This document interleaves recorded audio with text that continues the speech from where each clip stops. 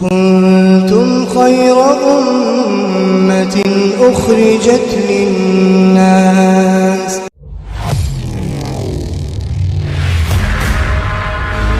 اللہ رب العالمین کا بے حد شکر احسان اور کرم ہے کہ اللہ تعالیٰ نے ہم سب کو ایک عظیم نعمت سے نوازا ہے، اور وہ عظیم نعمت کیا ہے کہ ایمان ہے۔ کہ دنیا میں جتنی بھی نعمتیں اللہ رب العالمین نے بنائی ہیں، ان میں سب سے پسندیدہ چیز اللہ کی کیا ہے؟ ایمان ہے۔ اور سب سے ناپسندیدہ چیز یہ دنیا ہے، کہ دنیا کو بنانے کے بعد اللہ رب العالمین نے اسے ایک مرتبہ بھی محبت کی نگاہ سے نہیں دیکھا۔ ہم سب کو اللہ تعالیٰ نے دنیا میں اس لیے بھیجا ہے کہ ہم دنیا میں رہ کے اور دنیا کے اسباب کو اختیار کر کے اس کے باوجود اس دنیا کے فتنوں سے بچ جائیں۔ لیکن افسوس کی بات یہ ہے کہ ہم دنیا میں آئے تو ہم نے دنیا ہی کو سب کچھ سمجھ لیا۔ یہ دنیا ہے کیا؟ یہ دنیا کی تمام تر چیزیں، چاہے وہ مال و دولت ہو، چاہے وہ زر و جواہر ہو، چاہے وہ مکانات ہو، چاہے وہ مویشی ہو، چاہے وہ ملازمت ہو، چاہے وہ بیوی بچے ہوں، چاہے وہ کاروبار ہو، چاہے گھر بار ہو، چاہے وہ ملازمت ہو، چاہے وہ اسٹڈی ہو، پڑھائی ہو، ساری کی ساری چیزیں دنیا ہی میں شمار ہوتی ہیں۔ اب ان تمام اسباب کو اختیار بھی کرنا ہے۔ اب کوئی شخص کہے کہ ہم شادی نہیں کریں گے، چلو چھوڑو، ان سب جھنجھٹوں میں نہیں پڑیں گے، تو یہ اللہ کے اصولوں کے خلاف ہے، کیونکہ اللہ نے حکم دیا کہ تم نکاح کرو۔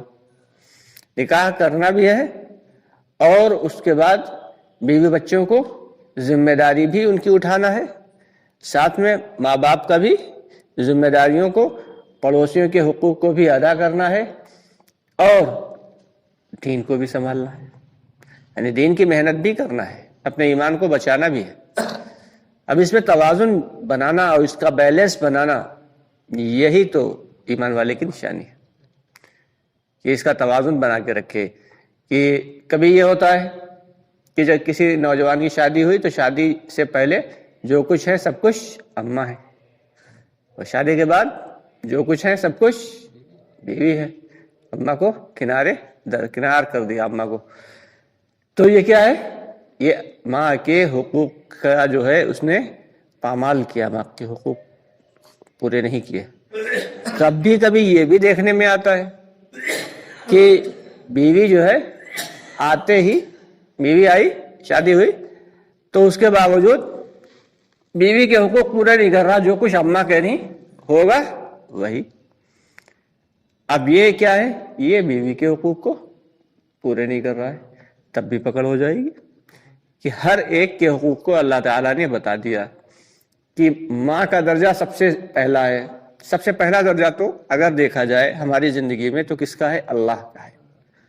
یہ اللہ نے ہمیں پیدا کیا، اللہ نے انسان بنایا، اللہ نے ایمان والا بنایا، اور اس کے بعد محمد رسول اللہ کا درجہ ہے کہ آپ صلی اللہ علیہ وسلم نے امت کے لیے پوری کی پوری زندگی ایسا زبردست مجاہدہ کیا۔ یہ فرماتے ہیں کہ دنیا میں جتنے بھی انبیاء کرام آئے سبھی کو بے حد ستایا گیا، جتنے بھی انبیاء کرام آئے۔ نوح علیہ السلام کے بارے میں آتا ہے کہ نوح علیہ السلام کو ان کے قوم والے جب نوح علیہ السلام دعوت دیتے تھے تو ان کے قوم کے لوگ ان کو پتھر مارتے تھے، اور اتنے پتھر مارتے تھے کہ نوح علیہ السلام ان پتھروں میں ڈھک جاتے تھے، چھپ جاتے تھے، زخمی ہو جاتے تھے۔ تو اللہ تعالیٰ جبریل علیہ السلام کو بھیجتے تھے، اور جبریل علیہ السلام آتے، پتھروں کو ہٹاتے، اور نوح علیہ السلام کے جسم پر اپنے پروں کو ملتے، جس کی برکت سے اللہ تعالیٰ نوح علیہ السلام کو صحیح کر دیتے۔ اسی طریقے سے سلسلہ چلتا رہا، اور تقریباً 950 برس، کتنے؟ 950 برس تقریباً حضرت نوح علیہ السلام نے اپنی قوم کو دعوت دی۔ اور اکثر یہی ہوتا کہ جب وہ دعوت دیتے کہ ایک اللہ کو مانو، ایک اللہ سے ہی ہوتا ہے، اور سب کچھ کر سکنے والی ذات صرف اور صرف اللہ کی ہے، اور عبادت کے لائق ذات صرف اللہ کی ہے، تو ان کے جو قوم والے تھے وہ ان پر پتھر برسانا شروع کرتے. لیکن حد تب ختم ہو گئی، حد تب ختم ہو گئی جب ایک دن نوح علیہ السلام نے دیکھا کہ نوح علیہ السلام نے جب دعوت دی تو لوگوں نے پتھر برسانا شروع کیے ہمیشہ کی طرح، لیکن دیکھا کہ ایک شخص اپنے کاندھے پہ اپنے بیٹے کو سوار کیے ہوئے، 6-7 سال کا بیٹا ہے، اسے سوار کیے ہوئے اپنے کاندھے پہ بٹھائے ہوئے ہیں، اور اس کے ہاتھ میں پتھر تھما کے اور یہ کہہ رہا ہے تو بھی مار لے، کہیں ایسا نہ ہو کہ یہ شخص مر جائے نعوذ باللہ اور تو اس عادت سے محروم ہو جائے. نوح علیہ السلام نے کہا کہ اے ہے اب بات یہاں تک پہنچ گئی. تو نوح علیہ السلام نے اللہ تعالیٰ سے تقاضا کیا کہ اللہ اب یہ لوگ ماننے والے نہیں. قرآن پاک میں اللہ تعالیٰ نے صاف صاف بتایا، ذکر فرمایا کہ اے اللہ ہم نے ان کو دن میں بھی دعوت دی، ہم نے ان کو رات میں بھی دعوت دی، ہم نے ان کو جمع کر کے بھی سمجھایا، ہم نے ان کو تنہائی میں چپکے چپکے سے بھی سمجھایا، لیکن یہ میری بات سنتے نہیں. اے اللہ تو ہی سمجھ لے. اب اللہ تعالیٰ کو غصہ تو آنا ہی تھا، تو اللہ تعالیٰ نے پھر کہا ٹھیک ہے تم ایک کشتی بناؤ، ان سے ہم نپٹ لیں گے. چنانچہ ایک لمبا قصہ ہے کہ وہ کشتی بنی، وہ کشتی کیسے بنی، کن کن حالات میں بنی. حضرت نوح علیہ السلام کے کئی بیٹے تھے، سام، حام اور ایک اور تھے. ایک بیٹا تھا جس کا نام تھا کنعان، وہ ایمان نہیں لایا اور نہ ہی بیوی ایمان لائی. اب کنعان سے بہت سمجھایا بجھایا، بیٹا تم بھی بیٹھ جاؤ اسی کشتی میں، پار لگ جاؤ گے ورنہ بہت زبردست طوفان آنے والا ہے پانی کا، اللہ رب العالمین عذاب بھیجیں گے پانی کا. لیکن کنعان کیا بولا کہ وہ پہاڑ ہے اس کی سب سے اونچی چوٹی میں نے دیکھ رکھی ہے، میں اس پہ جا کر چڑھ جاؤں گا، وہاں تک پانی تھوڑی پہنچے گا. چنانچہ زمین اللہ کی طرف سے جب عذاب آیا پانی کا تو جو لوگ کشتی میں تھے صرف وہی بچے، اور باقی سارے کے سارے لوگ. زمین نے پانی اگلنا شروع کیا اور ادھر آسمان نے پانی برسانا شروع کیا. کئی دن کئی رات لگاتار پانی برستا رہا، زمین سے نکلتا رہا. پوری کی پوری زمین، پوری کی پوری دنیا بھر گئی پانی سے. اور وہ یہ کنعان نے کہا تھا کہ میں سب سے اونچی والی پہاڑی پہ، وہاں تک پانی پہنچا، وہ بھی ڈوب گیا.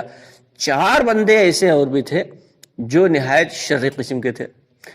انہوں نے اس چوٹی سے بھی اوپر ایک چوٹی پہاڑ کی ڈھونڈ رکھی تھی اور کہا تھا وہاں پہ ایک غار تھا، چھوٹا سا غار تھا، اور ان لوگوں نے کہا کہ جب آئے گا پانی کا عذاب تو پھر ہم لوگ تو یہاں چھپ کے رہیں گے آرام سے، پھر دیکھتے ہیں کیسے آتا ہے. کیونکہ بڑی سی چٹان انہوں نے جب آیا طوفان پانی کا تو وہ چاروں کے چاروں کھانے پینے کا سامان بھی رکھ لیا انہوں نے، اور اس کے اندر چھپ گئے بڑے سے اونچے سے غار میں، اور باہر سے چٹان کو لگا کے بند کر لیا. کہا دیکھتے اب کیسے پانی آتا ہے. لیکن اللہ نے اپنی ربوبیت اور اپنی قدرت دکھانا تھی. چنانچہ پانی وہاں تک پہنچتا نہ پہنچتا، لیکن اللہ تعالیٰ نے کہا تم اپنی مکاری دکھاتے ہو تو ہم اپنی چال چلیں گے. ایک آدمی کو پیشاب لگا، اس نے پیشاب کرنا شروع کیا، کرتا رہا، پیشاب ختم ہی نہیں ہو رہا. پھر دوسرے کو پیشاب لگا، اس نے بھی شروع کیا، اس کا پیشاب نہیں رک رہا. پھر تیسرے اور چوتھے نے بھی پیشاب کرنا شروع کیا. حال یہاں تک پہنچ گیا کہ پورا کا پورا غار جو تھا ان کے اپنے پیشاب سے بھر گیا، اس میں ڈبکی لگا کے مر گئے. تو اللہ کی جب پکڑ آتی ہے تو بڑی خطرناک ہوتی ہے. ہمیں اللہ کی پکڑ سے بچنے کے لیے اللہ سے ہر وقت توبہ استغفار کرتا رہے. یعنی کہ چلو ہم نماز پڑھ رہے ہیں ہمیں زیادہ توبہ کرنے کی ضرورت، ارے ہم نماز پڑھ رہے ہیں تو اس بات کی گارنٹی تھوڑی وہ قبول ہو رہی ہے نہیں. ہر وقت اللہ سے ڈرنا ہے، ہر وقت اللہ سے توبہ کرنا ہے، استغفار کرنا ہے. کتنے بھی نیک عمل کر رہے ہیں لیکن توبہ سچے دل سے کر رہے ہو کہ اللہ یہ عمل تو ہم کر رہے ہیں لیکن پتہ نہیں قبول ہو بھی رہے یا نہیں ہو رہے. قبول کرنے والی ذات بھی تو تیری ہی ہے، اگر تو قبول نہیں کرے گا تو تیرا کوئی کچھ بگاڑ نہیں سکتا. تو اس لیے ہم سب کی ذمہ داری ہے کہ ہر وقت اپنے ایمان کو بنانے کی فکر میں لگے رہیں کہ ایک اللہ سے ہوتا، اللہ کے غیر سے کچھ نہیں ہوتا. انسان صبح سے لے کے شام تک، شام سے لے کے صبح تک ایمان کی فکر میں لگا رہے. اسی لیے تو اللہ نے دنیا میں بھیجا ہے اور یہاں سے ایمان بچا کے لے گئے. حدیث کا مفہوم ہے کہ جو شخص دنیا سے رائی کے دانے کے برابر بھی ایمان بچا کے لے جائے گا تو اللہ تعالیٰ اسے اس تمام دنیا